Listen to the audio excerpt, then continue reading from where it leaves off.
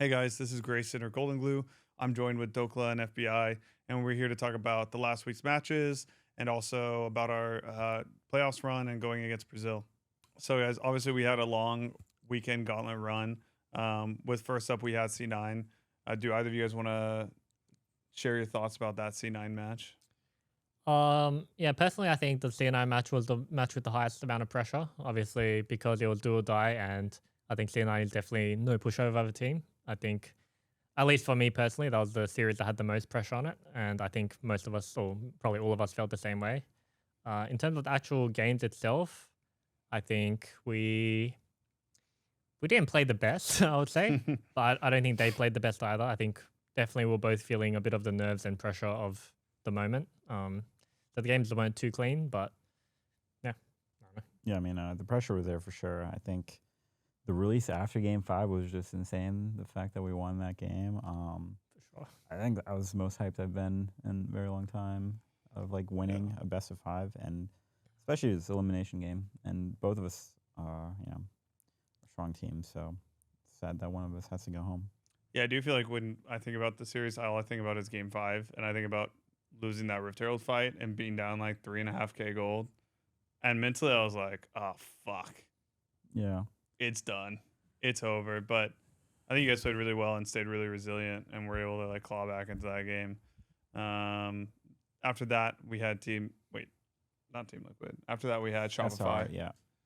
Do I you guys, what are your guys' thoughts on the Shopify match? Honestly, I thought that was gonna be like a chill day because going from C9 to Shopify, at least for me, it's like the strength of the laners was like, way easier going into this. So I knew my day was gonna be like pretty relaxed compared to yesterday. So, I was confident going into it.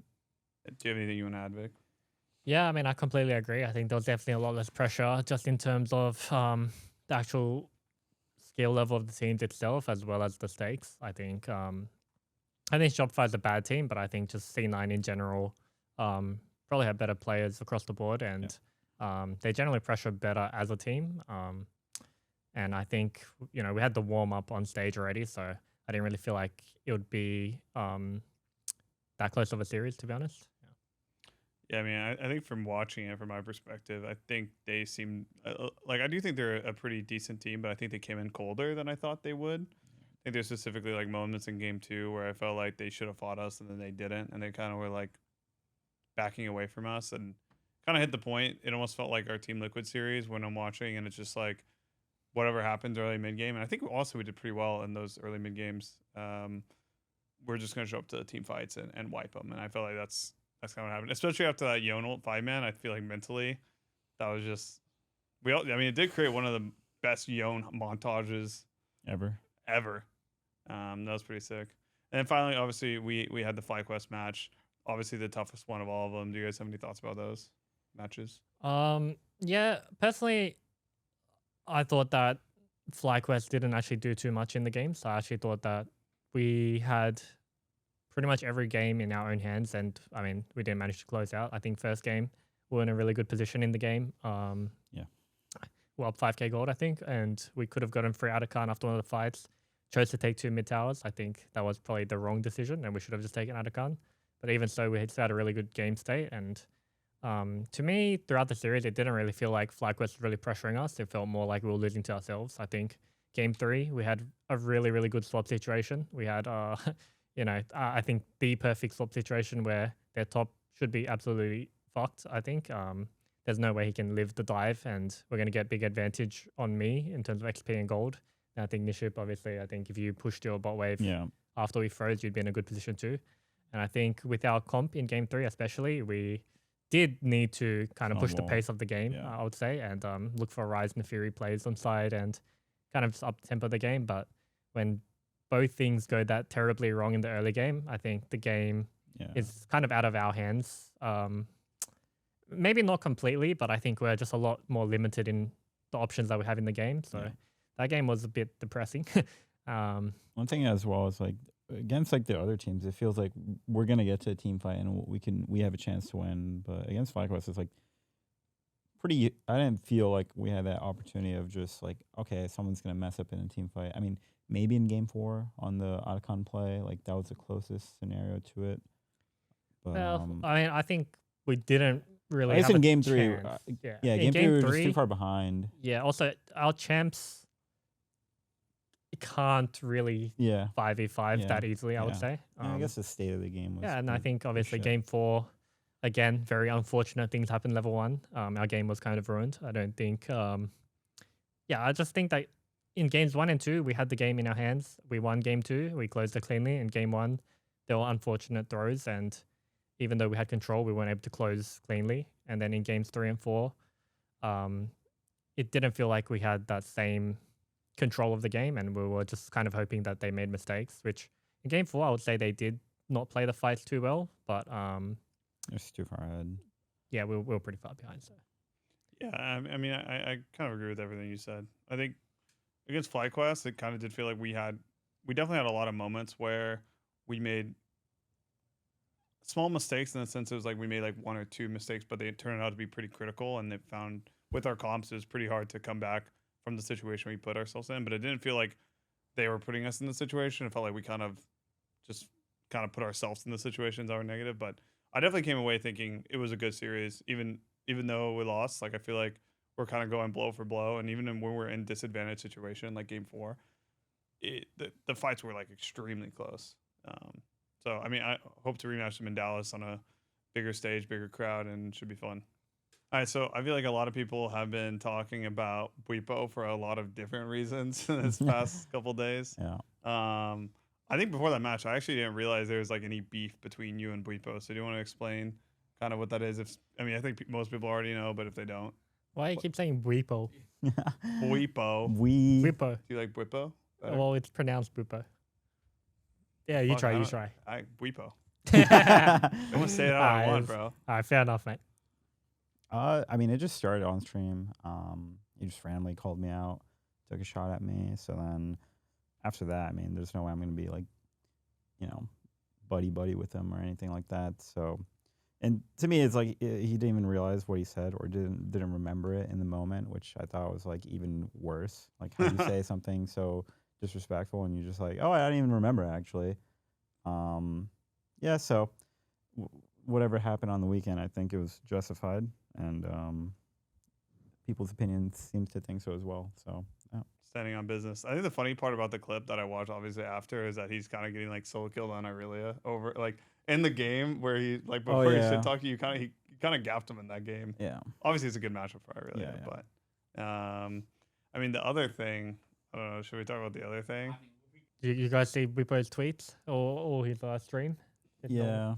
I sure did. I sure did.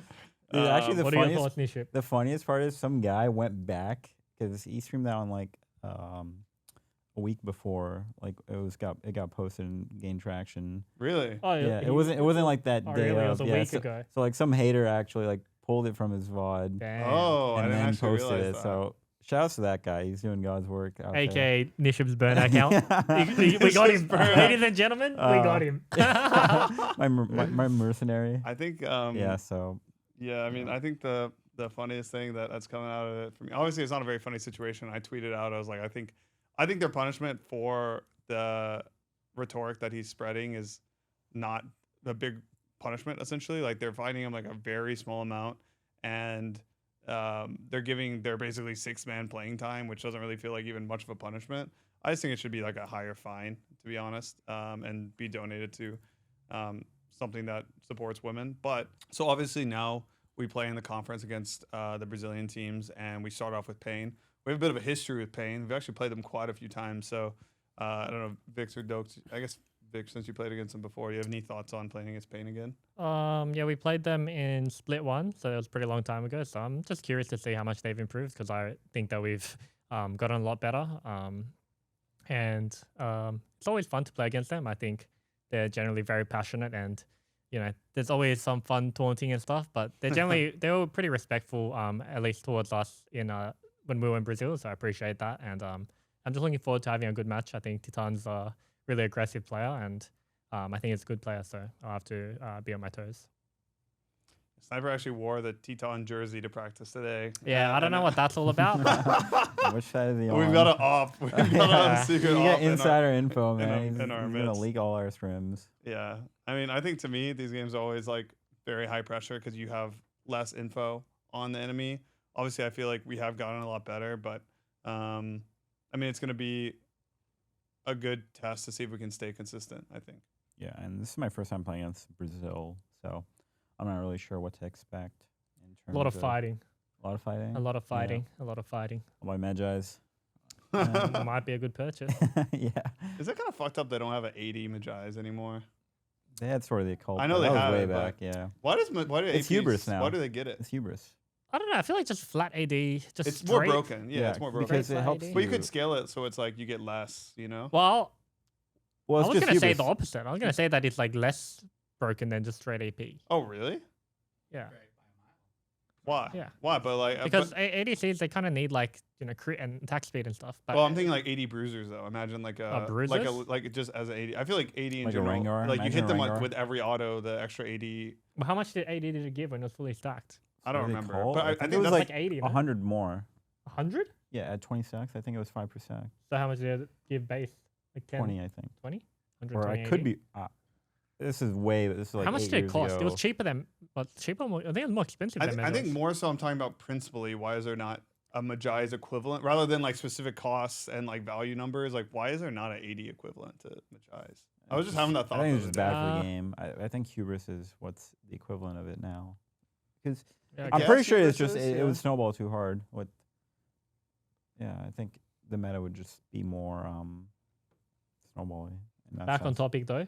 Yeah. Have you watched any of Wise's gameplay? Their top laner? I've not watched Wiser's gameplay. I think I played against him in Champions Queue last year when I went to Champions Queue in Europe. So I played against him, Teton, a bit. Hmm. So kind of know, like he's really aggressive, and does some crazy stuff. But yeah, their games I think last year at Worlds was like pretty crazy because they had like a game 5 that was super back and forth. An elimination game with I forgot what team it was, but it was crazy, and that's kind of what I'm expecting when we're gonna play them. Yeah, I'm hoping we can make it clean, but we also tend to like to fight a lot. So We get down and dirty too. yeah, I think the series might be a bloodbath, so it's gonna be a good watch for sure. And hopefully you guys can cheer for us and support us. So obviously we've actually been playing in the fucking closet for quite a while, and this weekend we finally got to see a live crowd, and it was pretty packed. So how did it feel playing against in front of a crowd again? Well, it felt good because I think the first time I played it was like 2018, so it's like it gave me vibes of like the crowd is back. Like it was pretty loud too after our series against C9 game 5. Like that shit was really loud. Yeah. So yeah, I really enjoyed that because that's what that's what it's all about. So just seeing that is like it's really nice. Yeah, 100%. I think it's just way more enjoyable to play when the energy is just so much higher. There's more people, and it just feels more rewarding. Yeah, It and feels then more when rewarding. Yon Quid hit the 5-man Yonel, you could just hear from your headset like the whole crowd going, "Oh shit!" It's like They like showed we were that. saying in game 2, but like I could hear it. It was hype. Yeah, that was pretty cool. I feel like not to be a Debbie Downer, but now I was just kind of thinking about how it's kind of sad the state of the league that like that was basically an LCS finals, LTA finals, Yeah, and fuck. Mm. That used to I be remember like a a regular every season game. game. Yeah, fuck, or Yeah. just like a hide matchup, but that's just life, I guess.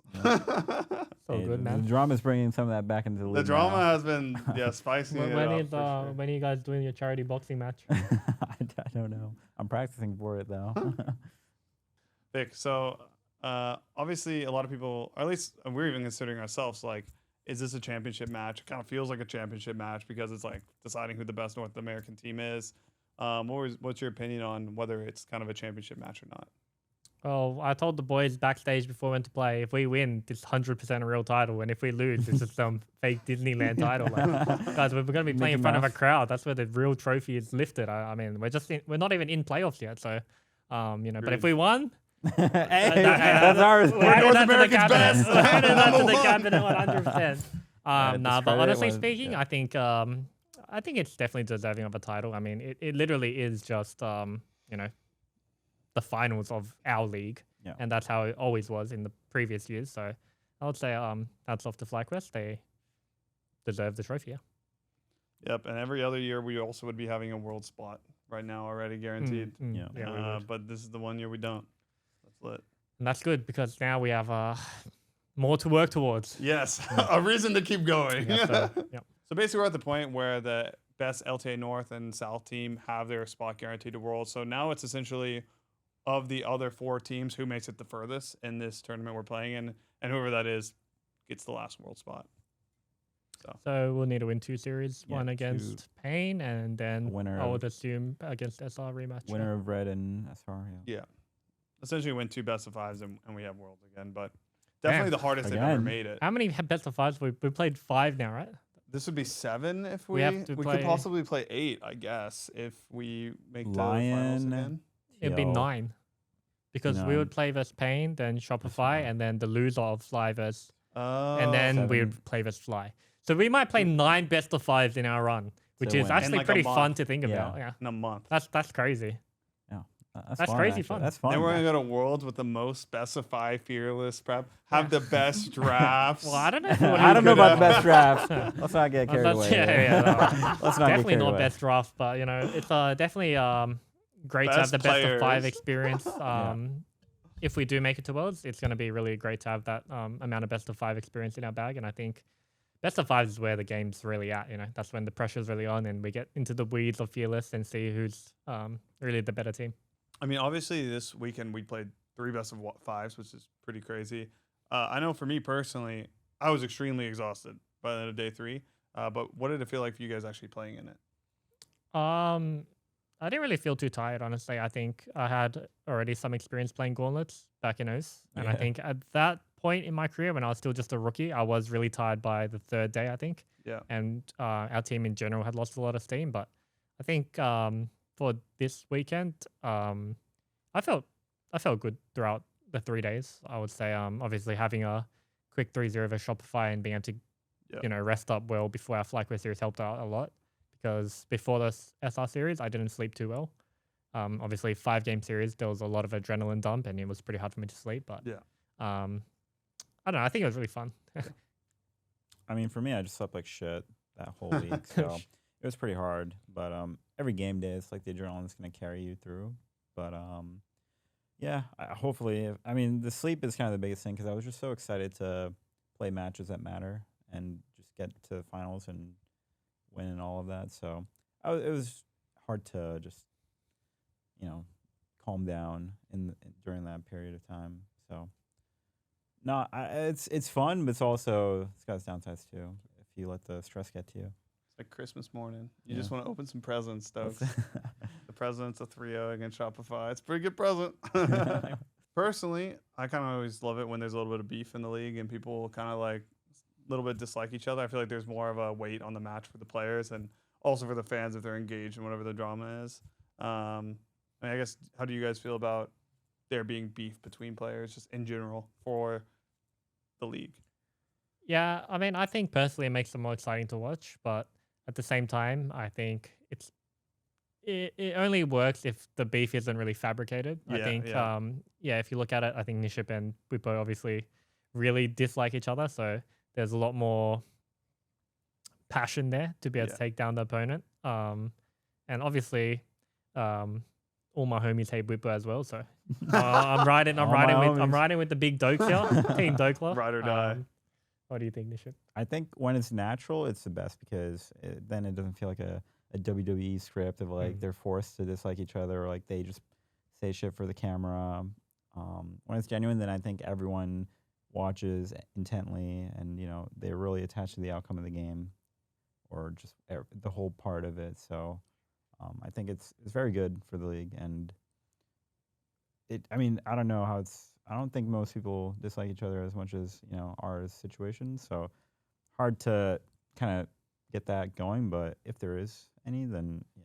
Got a question for you, Niship. Do you think it impacted your gameplay at all or your mentality going into the series? I think I was more tired more than anything. Just resetting after every game. I think after game 1, it was like I had to really like take a deep breath, like close my eyes right before the game started, and then just lock in. But mentally, it wasn't really on my mind. But subconsciously, sure, probably.